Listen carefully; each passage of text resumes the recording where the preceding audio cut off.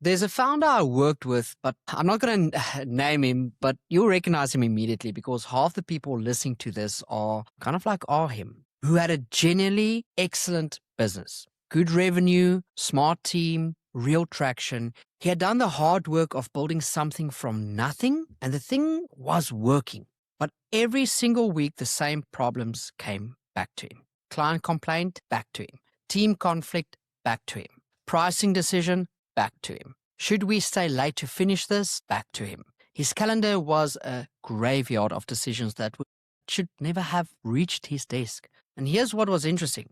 He wasn't a control freak. His team wasn't incompetent. He had actually built good processes. He had an organizational chart, he had job descriptions, he had spent real money on operations. But when I sat across from him and asked the one question that matters, if you left for 2 weeks and your team had to decide what excellent looks like without you, what would they say? And he went quiet for a very long time. And then he said, I don't know. I've never written that down. That's a problem I see everywhere, right? Not a lack of strategy, not a lack of tools, not a lack of effort, the absence of a standard. Welcome back to Not Yet Mature. I'm Deon. Today we're talking about something that I think is the single most underestimated lever in building a sustainable company. And it has nothing to do with AI and nothing to do with your next funding round and nothing to do with the framework you read about last week. Everything to do with who you are, what you actually believe is worth doing excellently, and whether the people around you can hold that standard when you're not in the room. So there's a pattern that I want to discuss. Let me tell you what I see in the conversations I have with founders right now. Founders who are serious, who are working hard, who are genuinely trying to build something that lasts. They are drowning in solutions and they're starving for standards. And what do I mean by that? I mean that the default move when something isn't working is to reach for a new tool, a new framework, a new process, a new hire. And sometimes that's the right call. But most of the time, the real problem underneath isn't that you don't have the right system. It's that the people inside the system don't know what excellent looks like from the inside. There's no standard in the room. You see, a system tells people what to do. A standard tells people what good looks like when they do it. And these are not the same thing. You can have a system that says respond to client emails within 24 hours. That's a process. But a company standard says, in this company, we respond within 24 hours.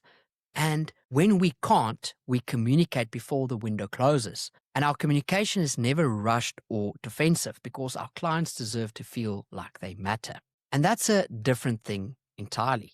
That's culture in writing. That's character codified. And the founder I described at the open, his problem wasn't that he hadn't built processes. His problem was that his team had learned over time that the safest thing to do was to wait for his judgment. Because the standard, what excellence actually looks like, lived only in his head, and everyone knew it. That is what I call a standards vacuum.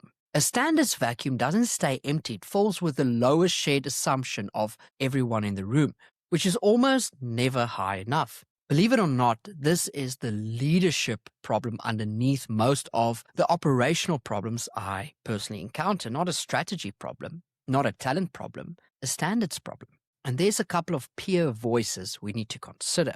I'm not the only one seeing this. Let me bring in some of the voices I've been tracking this week because I think the convergence here is worth paying attention to. Simon Sinek dropped something quietly in his May content that I keep coming back to. He was talking about leadership and debate, specifically about why teams get stuck in the same arguments over and over, never resolving anything. And his diagnosis was precise. Most debates that go in circles aren't really about the options being debated. They're about the absence of shared standard. Now, those are the words of Simon Sinek. Circular debates aren't a communication problem. They're a standards problem. When everyone has a different internal definition of what good looks like, you can't agree on a solution because you're not measuring against the same thing. That maps directly onto what I see in founders as team. The fights about the website design that never end, the pricing debates that go around in circles, the hiring process that everyone has different opinions about. Most of those aren't argument problems, they're standard problems. Now let's talk about Alex Hormozy, because he and Tony Robbins had a conversation recently that had a massive impact because it was removed, right? It's been the most circulated long-form piece in founder circles this year by far. If you can find that video, I think Tony Robbins still has it up. It's brilliant. And I want to bring it in from a specific angle. Robbins looked at Hormozy, who is, by any measure, one of the most disciplined operators in the business education space right now. And he said, you're too stuck up here. In his head, all the execution, all the discipline, living only in the cognitive channel. And the thing Robbins kept pressing was a shift from achievement to contribution, not as a feelings argument, but as an identity argument. When your standard is rooted in achievement, it collapses the moment the metrics go bad. When your standard is rooted in contribution, in what you're actually here to do for other people, it holds even when the numbers are ugly. I want to add something to that framing, and I'll get to it in a minute. But first, let me bring one of the greatest entrepreneurial mindsets currently is Chris Corner. I want to bring him into this argument because he argues from evidence in a way I found compelling. Corner has been posting stories about ordinary people who built real businesses without the conventional credentials. A guy who made $0 online until he sent one text message. 20 minutes later, $6,000 wired. 6 years later, $100,000 and $400,000 a month with almost no overhead. Another guy who makes six figures driving people across a bridge. They're too scared to drive themselves. $40 cash. 10 to 30 clients a day. Some of them have been paying him daily for years. What do these people have in common? They are not the most talented, to be honest. They are the most well-connected. They found one real problem. They showed up consistently, and without necessarily calling it that, they built a standard. That standard became a business. The peer voices this week, Sinek, Hormozy, Robbins, Corner, are all orbiting the same truth in their own language. The external system is only as good as the internal standard.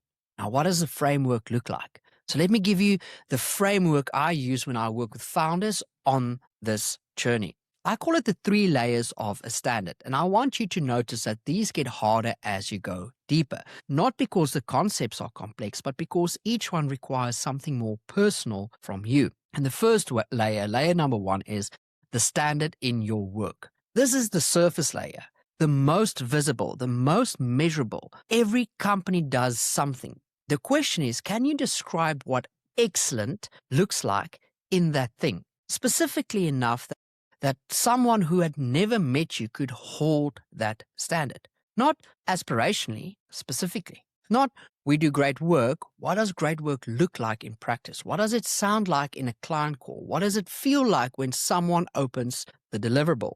What would you reject and on what grounds? Most founders can tell you their values. Very few can describe their standard of work in enough detail that someone else could apply it without them in the room. And this is the first layer to establish. It's hard enough, but it's mostly cognitive. You can figure it out with a notepad and 2 hours of honest thinking. The second layer, layer number 2, is the standard in your team. This is where it gets more textured. The standard in your team isn't about rules or SOPs, though those have their place. It's about this shared definition of what doing this work will actually mean here. It's the unwritten answer to the question, what does it mean to be excellent on this team? And here's the thing most founders don't want to hear. The standard doesn't come from a training document. It comes from what you model and what you tolerate. Remember, culture is what you tolerate and allow.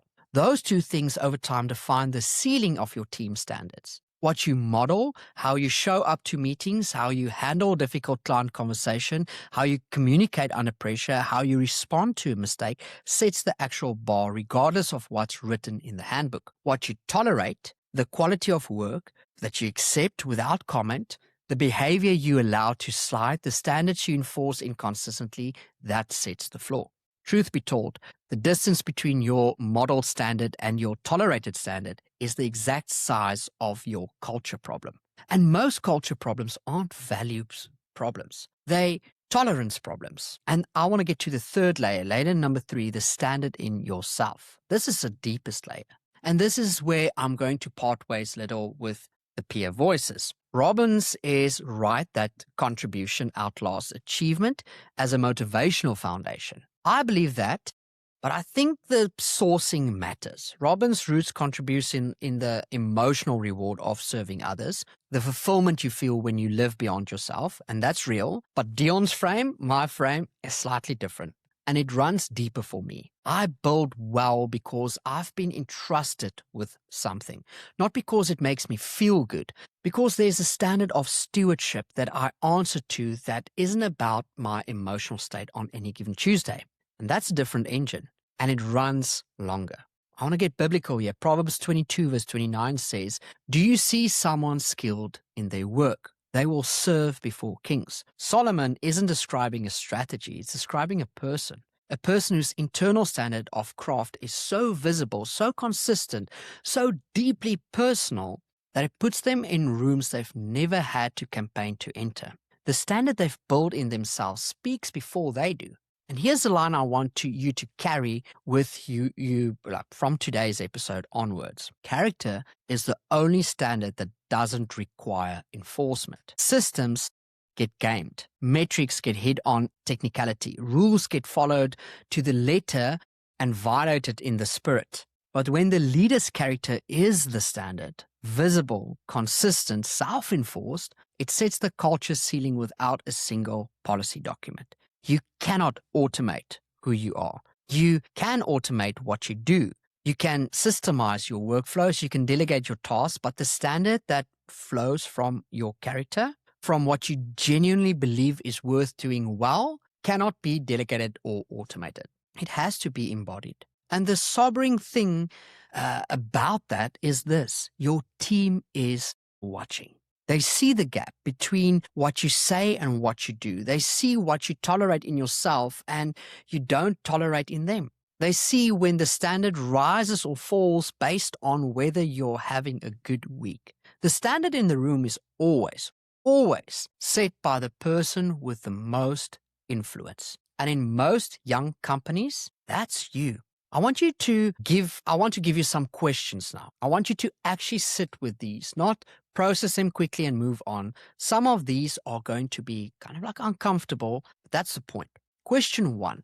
If you look inside the mirror, do the mirror effect and just reflect on this. If your team had to describe the standard of excellent work in your business, what would they say? Not your mission statement, not your values list, the actual standard of excellent work specifically. What does excellent look like when someone finishes a task here? What would you push back and why? If you can't answer that in 2 sentences, your team definitely will not be able to do it. The second question I want to ask yourself is, what decisions come back to you every week that should be made by someone else? Be honest, list them. Go for 5 or 10. Now ask, why do these keep coming back to me? If the answer is because my team doesn't have the information, that's a systems problem. Fix the information flow. But if the answer is because they're not sure what I would decide, that's a standards problem. The standard hasn't been defined clearly enough for someone else to hold it. Those 2 answers lead to completely different actions. Make sure you know which one you're dealing with. The third question is, what do you tolerate in yourself that you wouldn't tolerate in your team? And here's a side note. This is the most important question of them, and the one people most quickly explain away.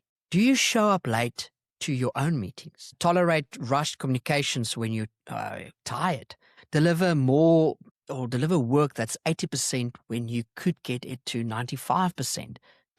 Specifically, if you had more time. Make promises you don't keep. I'm not asking you to be perfect. I'm asking you to notice the gap between the standard you hold others to and the standard you hold yourself to. And it goes vice versa. Some people are too hard on themselves because your team has noticed. They've been watching. The gap between those 2 standards is a gap in your culture. The fourth question is, if you stepped away for 2 weeks, the typical, I think the standard is actually 30 days, but let's go for 2 weeks here. What would happen to the standard of work? Will it rise? Will it hold? Will it fall? If the honest answer is it will fall. That tells you where the standard currently lives. It lives in you, not in the culture, not in the team, not in the systems. You've built something that needs you, which is a form of success and a form of a ceiling, both at the same time. The fifth question I want you to ask is, what do you actually believe is worth doing excellently? And does your behavior confirm that belief? This is the stewardship question, not what you aspire to value, what your actions confirm you value, because over time, your behavior is more honest than your beliefs. What you spend time on, what you invest in, what you refuse to cut corners on when no one's watching, that is your actual standard, not the one on the wall, the one inside the work. And here's your challenge. Here's your one action before Friday. I'm not asking you to overhaul your culture. I'm not asking you to write standards document for your entire business. I'm asking you to do one thing this week. Define your standard. Write it down.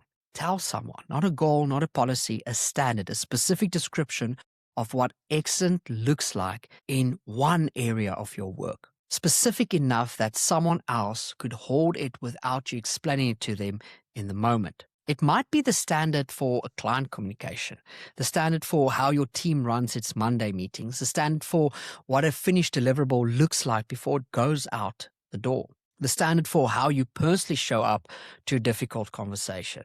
One thing written, shared with at least one other person. And then this is a part that matters. Live it yourself first before you ask anyone else to hold it, because here's what I've watched happen over and over. When a founder does this seriously, the people around them relax. Not because expectations dropped, but because the uncertainty went away. People thrive when they know what excellent looks like. They perform at the level of the standard that's been set. When that standard is clear and consistent, the standard in the room doesn't need to be perfect. It needs to be present. Let me land on cynic one more time before I close. Most debates that go in circles aren't really about the options being debated.